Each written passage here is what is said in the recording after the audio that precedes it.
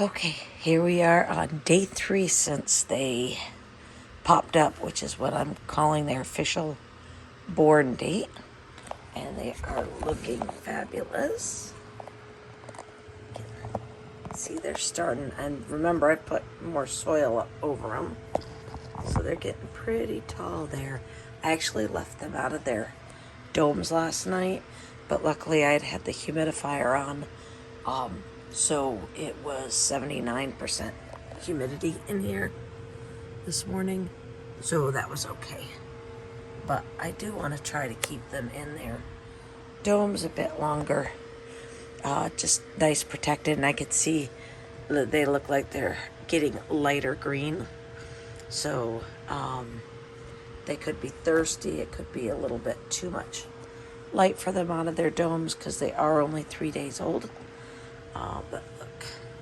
So just another thing about leaves. Remember, these rounded leaves are their baby leaves. Those will dry off and fall off. You don't want to pull them off because that could actually kill them at this state. And this is their first set of true leaves. And this one here, you see the second little green leaf? That's the second set of true leaves. Ooh, that one's getting its second set of true leaves. That one, not quite yet. That one's definitely getting its second set of true leaves. So 3 sets of true leaves is when they turn into actually early vegetative state. But right now they are still considered babies, and they are growing so beautifully. In fact, you have to pay attention. You don't want to have your leaves touch the dome. We got a little bit more space, but I bet in one more day my leaves will be touching the dome. So at that point, I'm either going to not have them in the dome anymore, but also not have them either not have them in the dome anymore and make sure that my humidity's perfect in here all the time, or I'll get a bigger dome, maybe a little plastic container. But these guys got a lot of light overnight.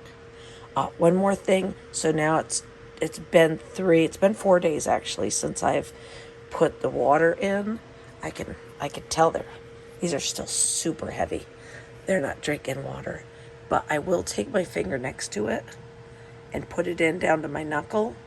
I feel a little bit of moisture here.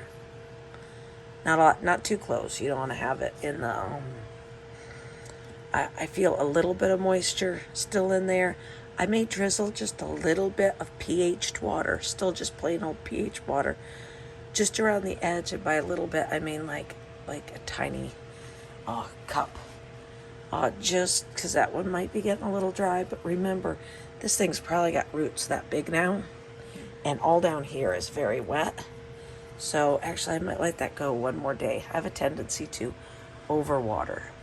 And that one you can just see it's still dark how wet it is. That one's gonna be fine. I think I'm gonna let all of these go. I'll put my finger down in each one.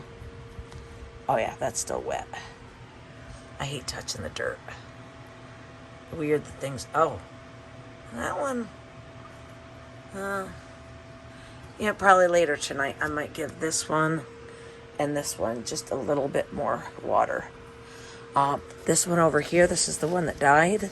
That taproot has sprouted this morning, so I'm gonna have to re-wet the top of that with pH water, and so that I'm starting with the top wet, and plant my dark matter in there, and that should sprout up tomorrow. The fact they're only 4 days apart, then it'll be 4 or 5 days apart. I'm keeping that one on the same watering schedule. If you're doing a bunch, it's just so much easier to be able to mix up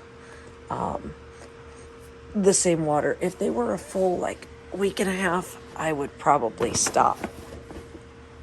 But I would probably give them different water.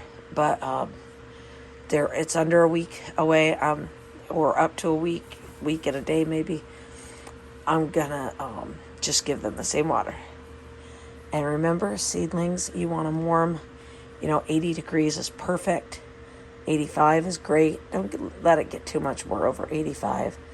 and for seedlings, and you know, keep them in their dome to protect them. But I'm going to spray that again with my water sprayer so that it's nice and humid. Once I find it, here it is. But we'll just do a little spray.